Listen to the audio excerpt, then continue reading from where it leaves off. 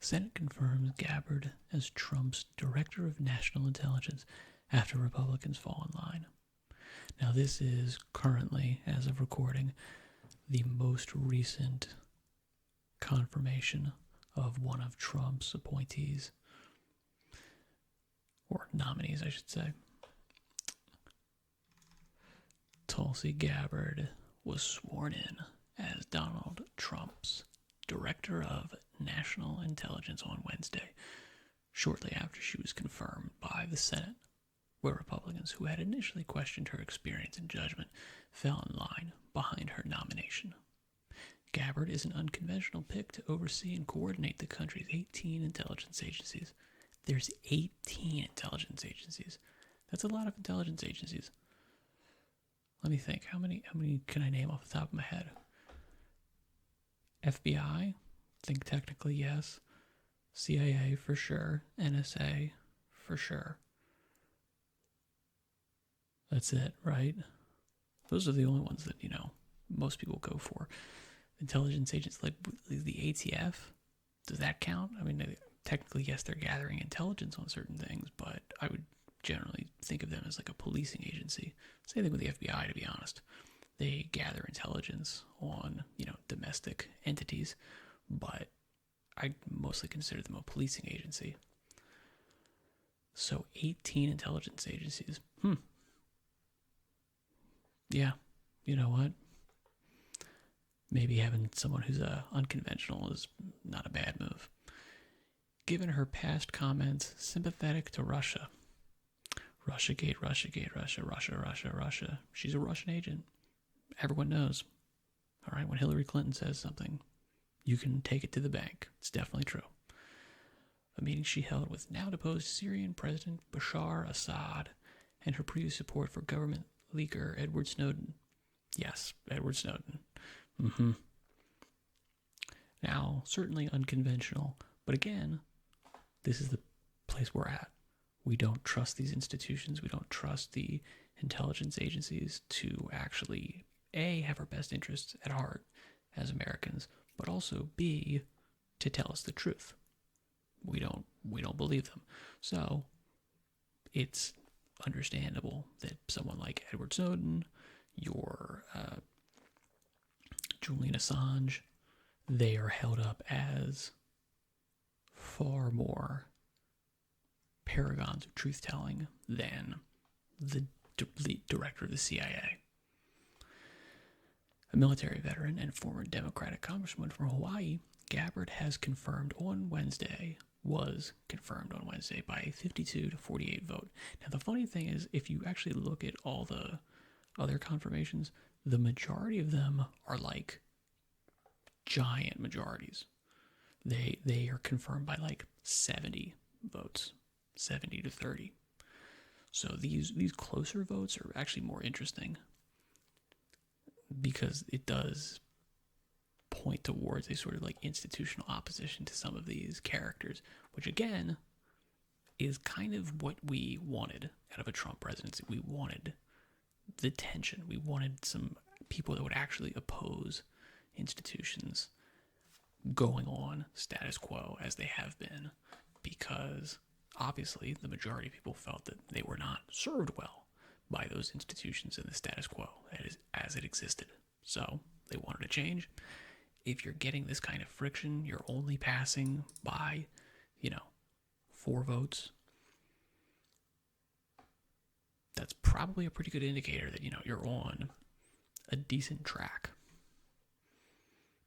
which is counterintuitive, but makes sense to me. With the Senate's slim Republican majority beating back Democratic opposition, the only no vote from a Republican came from Senator Mitch McConnell of Kentucky. As we all know, Mitch McConnell, great guy. We love him to death. And therefore, if you disagree with Mitch McConnell, how can you consider yourself a patriotic American? I don't believe it. It's disgusting. She's the latest high-ranking nominee to win Senate confirmation as the new administration works to reshape vast portions of the federal government, including the intelligence apparatus.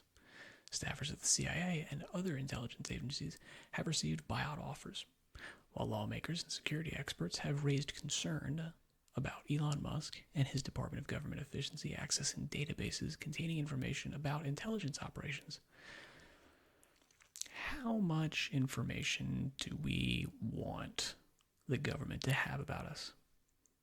Do we think that they should be collecting data on phone metadata, text message data, any of these types of things? I remember that being a big talking point, 10 years ago, maybe, like in the Obama administration. And as far as I know, that stuff was not really beaten back. I could be wrong about that, but my guess is, yeah, government's collecting and storing a lot of data about us. And we didn't really vote for that, but we didn't really vote against it. And obviously, yes, Americans bear some responsibility for this, security state buildup. We were okay with it. We didn't oppose it vehemently enough. And therefore, we have some responsibility that we need to own up to. Even if I personally was against it at the time, I get it. I didn't do enough. And therefore, now, coming in and trying to rectify this is going to be more difficult and more dangerous and more fraught with leaks and other kinds of problems because we allow this buildup, and dismantling it is going to inherently entail more risk. We would like it if this stuff had never happened, but it did. Speaking after she was sworn in at the White House, Gabbard promised to work to refocus the intelligence community in line with Trump's vision. Unfortunately, the American people have very little trust in the intelligence community, largely because they've seen the weaponization and politicization of an entity that is supposed to be purely focused on ensuring our national security, Gabbard said. This is something that I know some people will probably have some issue with in terms of the weaponization and politicization of an entity. It very much depends on what side you're on. If you're the side that is generally has been with the institutions, you will not see this as weaponization or politicization. You will see it as, no, they're doing their job. They're saying this guy's dangerous. They're saying these actions are dangerous. They're saying, you know what, we're the experts. We know what's going on. Trust us. And all of these actions that we've taken, while perhaps maybe you might see them as not great, they have been completely 100% in the pursuit of the good of all Americans. If you're on the other side, you see all those actions as giant oversteps by these intelligence agencies. And they are political actions, they're focused in one direction, and they're going against, the person that you see as the totemic emblem of the populist thrust in America. The Office of the Director of National Intelligence was created to address intelligence failures exposed by the September 11th, 2001 attacks. Republicans have increasingly criticized the office, saying it has grown too large and politicized. Trump himself has long viewed the nation's intelligence services with suspicion.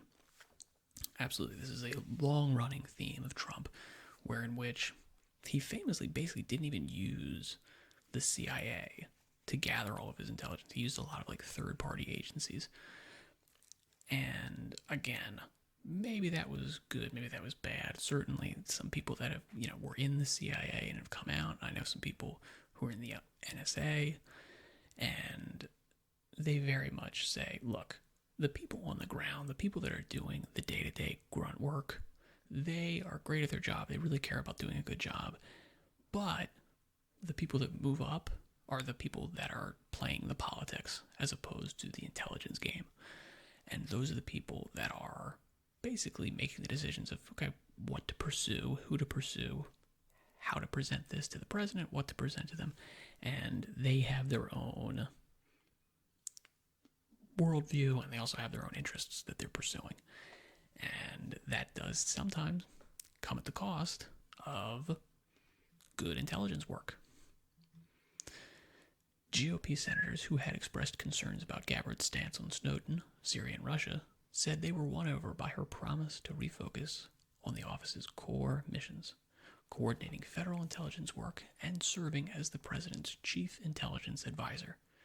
Now, I don't know if she really has the qualifications to be an intelligence advisor, but again, I feel like a lot of these things are kind of, when you're up there so far at the top, you don't need to be the most in touch with that thing. It helps. It definitely helps if you can be someone who's like, hey, I'm really good with computers. I'm the cybersecurity expert guy, and I'm going to be the top cybersecurity czar of the country. It helps to have a background in cybersecurity. Yes, this is true. But generally speaking, your job is going to be a communicator both of what are the orders coming down from on high, and here's what we're going to do, and these are the priorities that we have, and then take the things that are given to you and communicate them back up the chain, saying, hey, here are our results with this. Here's what we've done with this. Here's what we've achieved, and here's where we're going to go forward in the future. But I understand if some people are like, no, we're not in that. But of course, that's not new. I mean, I think the Biden finance department, I forget the exact thing what it was, but there was a famous interview where he didn't even know how debt works or how these tariffs work, or super basic econ, macroeconomics, 101 type stuff. He had no idea about it, and he's put in there in a super important position. And, these are political appointees in a lot of cases. And again, the grunt work is done by the bureaucrats, and no one really cares. While I continue to have concerns about certain positions she has previously taken, I appreciate her commitment to rein in the outsized scope of the agency, said Senator Lisa Murkowski, Republican of Alaska, adding that Gabbard will bring independent thinking to the job. And again, that's what we want. We don't really care if they're qualified. Partially out of distrust of the institutions and partially out of spite. You know what? If you're angry about this, awesome. We're glad. Stay mad. That is, unfortunately, a large portion of why these things are happening. And nobody's fault but the people that derided and insulted you for the past 48 years. McConnell, the former GOP leader, said in a statement after the vote that in his assessment, Gabbard brings unnecessary risk to the position. The nation should not have to worry that the intelligence assessments the president receives are tainted by a director of national intelligence with a history of alarming lapses in judgment. McConnell said, alarming lapses in judgment. Again, this is referring to, let's call it Syria, let's call it Snowden and Russia. Snowden, I don't think there's a lot of people that are super opposed to what Snowden did nowadays that are not very much in the institutions or have, specific connections to the things that he did. I don't think anyone really thinks of Snowden as a traitorous monster nowadays. I'm sure there's some people, but they're in a minority. The Russia thing, again, the connection to Russia, she's a Russian agent. That's the only thing I can remember. She's a Russian agent. Pretty sure that was Hillary Clinton saying that. And again, anything Hillary Clinton says is definitely a completely reasonable, truthful statement. At the White House Press Secretary Caroline Leavitt said, I think we're greatly disappointed in any Republican who chooses willfully to vote against the president's exceptionally qualified nominees. McConnell also voted against confirming Pete Hegseth for defense secretary. Democrats noted that Gabbard had no experience working for an intelligence agency, and they said her past stances on Russia, Syria, and Snowden were disqualifying. They also questioned whether she would stand up to Trump if necessary and could maintain vital intelligence sharing with American allies. We simply cannot in good conscience trust our most classified secrets to someone who echoes Russian propaganda and falls for conspiracy theories. Like Russiagate, said Senator Democratic leader Chuck Schumer of New York, who accused Republicans of buckling under pressure from Trump and Musk. Good. Is Ms. Gabbard really who Republicans want to lead intelligence agencies? I'll bet not, Schumer said. Well, you were wrong.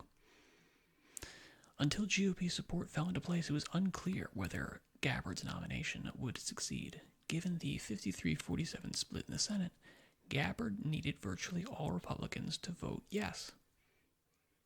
I mean, 53-47, yes, I guess mathematically that's like technically correct, but that's kind of always the case.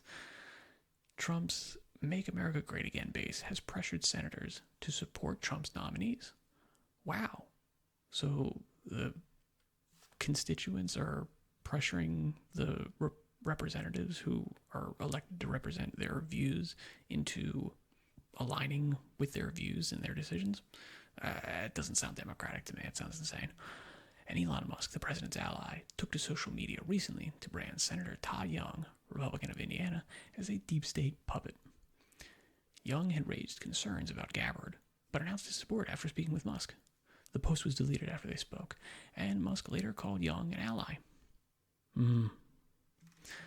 All right, so who is still looking to be confirmed? Yeah, I think the next one that's going to be the big one is the Robert Kennedy, RFK. I think that's going to be the next big one. I don't know if I love him in all of his positions. His vaccine stuff, his older vaccine stuff is definitely like concerning. I never really bought into that stuff when the anti-vax stuff was going around. Never really bought into that, I'll be honest. But it does seem that his current focus is on like food safety and not having like red 40, yellow 5, these weird crazy chemicals and everything. I'll go into a video more in depth on that if you want it.